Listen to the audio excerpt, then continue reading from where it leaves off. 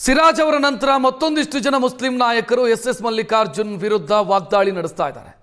ಇದು republic of Davanagere ಅಲ್ಲ, ticket ಕೇಳೋ ಹಕ್ಕು ಎಲ್ರಿಗೂ ಇದೆ ಅಂತ ಎಸ್ ಮಲ್ಲಿಕಾರ್ಜುನ್ ಅವರ ವಿರುದ್ಧ ಜಮೀರ್ ಅಹಮದ್ ಖಾನ್ ಮತ್ತು ಜಬ್ಬಾರ್ ಅವರ ಟೀಮ್ ಆಕ್ರೋಶ ವ್ಯಕ್ತಪಡಿಸಿದೆ.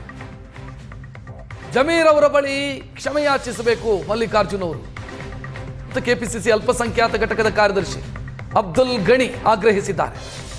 ಅಮೆರಿಕದ ಅಧ್ಯಕ್ಷ ಡೊನಾಲ್ಡ್ ಟ್ರಂಪ್ ರೀತಿಯೆಲ್ಲ ಮಾತನಾಡೋದಕ್ಕೆ ಹೋಗಬೇಡಿ, ನಮಗೆ ಹಕ್ಕಿದೆ ಟಿಕೆಟ್ ಕೇಳೋದಕ್ಕೆ, ಕೇಳ್ತಾ ಇದ್ದೀವಿ ಅಂತ.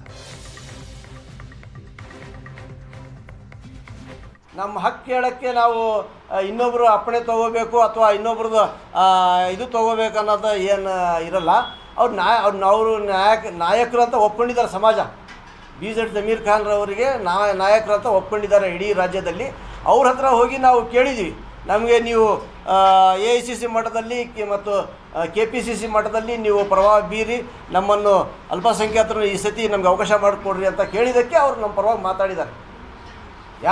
ಯಾರು ಸಹ ನಾವು ಹೋಗಿ ಕೇಳಿದಾಗ ಕೇಳ್ತಾರೆ, ಅದು ನಮ್ಮ ಹಕ್ಕು. ಅವರು ನೆನ್ನೆ ಹೇಳಿದ್ದಾರೆ, ಸ್ಪಷ್ಟ ಕೊಟ್ಟಿದ್ದಾರೆ, ನಾನು ಕೇಳಿದ್ದೀನಿ, ಇನ್ನೂ ಒತ್ತಾಯಪೂರ್ವವಾಗಿ ಕೇಳ್ತೀನಿ. ನಮ್ಮ ಸಮಾಜಕ್ಕೆ ಜಮೀರ್ ಅಹಮದ್ ಸಾಹೇಬರು ನಮ್ಮ ರಾಜ್ಯದ ಲೀಡ್ರ್. ಅವರು ನಮಗೆ ಮುಂದೆ ಬರಬೇಕಾದ್ರೆ ನಮಗೆ ರಾಜಕೀಯವಾಗಿ ಒಂದು ಸ್ಥಾನಮಾನ ಬೇಕು. ಇಡೀ ಜಿಲ್ಲೆಯಲ್ಲಿ ಒಂದು ಕ್ಷೇತ್ರ ನಾವು ಕೇಳ್ತಿದ್ದೀವಿ, ಅದು ಎಲ್ಲಿ ಅಂದರೆ ಅದು ದಾವಣಗೆರೆ ದಕ್ಷಿಣದಲ್ಲಿ. ಕಾರಣ ಏನಂದರೆ 80,000 ಓಟ್ ಇರೋದ್ರಿಂದ 85,000 ಇದಕ್ಕಿಂತ ಸೇಫ್ ಜಾಗ ಯಾವುದೂ ಇಲ್ಲ. ಈಗ